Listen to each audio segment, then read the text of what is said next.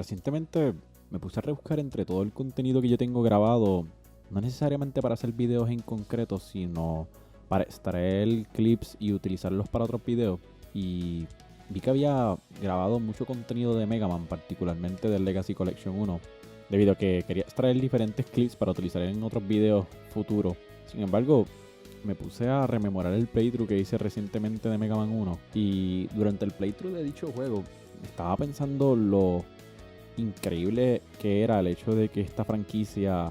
pasó de un primer juego. Hay tantos factores que hubiesen podido impedir fácilmente el hecho de que tuviese una secuela a este juego siquiera. Es considerado que Mega Man 1 es uno de los peores juegos de Mega Man para el NES, si no el peor, a tal punto de que muchos de los fanáticos recomiendan directamente saltarte el primer juego y pasar el segundo. Sin embargo, a pesar de ser la segunda entrega de la franquicia considerada universalmente la mejor entrega, no solamente de esa serie en particular de Mega Man, sino de toda la franquicia, siempre le tengo mucho cariño reservado al primer juego y considero que es uno de mis favoritos de los juegos originales de Mega Man. Y puedo reconocer sin remordimiento alguno que a pesar de que Mega Man 2 es un mejor juego en todo el sentido de la palabra,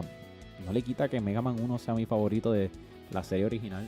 Y que es increíble que a pesar de todos los problemas evidentes e indiscutibles que tuvo el primer juego, eso no los detuvo de hacer una segunda entrega que revolucionara la industria para siempre. Que a pesar de las pobres ventas en Estados Unidos y todas las faltas en las mecánicas del juego, como por ejemplo los malísimos respawns que tienen todos los enemigos,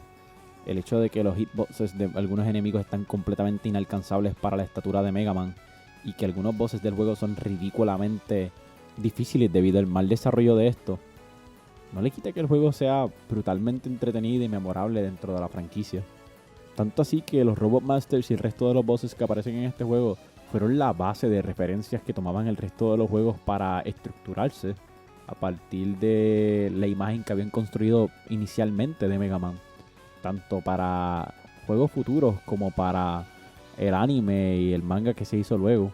Y además del pobre desarrollo que tuvo el juego, el hecho de que su creador original, Akira Kitamura, abandonara la franquicia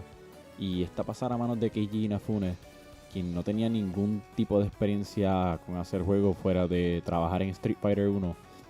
aún pudiese mantener la consistencia y elevar la calidad de dicho producto. El hecho de que Keiji Inafune pudiese, además de elevar la calidad de dicho producto, continuar esa consistencia y crear toda una franquicia y diferentes series a partir de este personaje, y que esto no deteriorara la imagen ni el concepto original, es increíble. Y claro, tristemente, tras su partida de Capcom, esta compañía ha abandonado completamente este personaje y su franquicia y lo ha reducido meramente a colecciones rememorando lo que alguna vez fue, y una 11ª secuela que, a pesar de ser una secuela maravillosa, no es lo mejor que ha salido de Mega Man en los últimos años. El amor y la dedicación de muchos de los fanáticos de esta franquicia han mantenido el personaje relevante y no permiten que esta franquicia sea olvidada, echada a la basura como otras grandes franquicias de Capcom. Este juego, con todo y Yellow Devil, con todo y sus malos que hacen respawn infinitamente y no puedes siquiera alcanzarlos ni matarlos porque están en un ángulo al cual Mega Man no alcanza, cambió la industria para siempre y abrió paso para tantas grandes historias memorables y amadas por tanta gente, que simplemente te lleva a admirar todo lo que este juego logró a partir de su creación. Y meramente, con todo lo bueno y memorable que es Mega Man 2, este no fuese ni una pizca de lo que es si no fuese por Mega Man 1 y su peculiar existencia en este medio. Este video no va a reemplazar de ninguna manera el que está programado para el viernes, eso como quiera va a salir.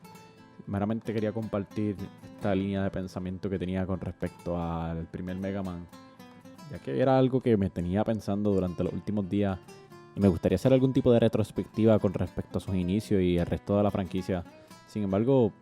por el momento me enfocaré en el video que saldrá el viernes y que la calidad de este sea prudente. Así que nada, nos veremos entonces.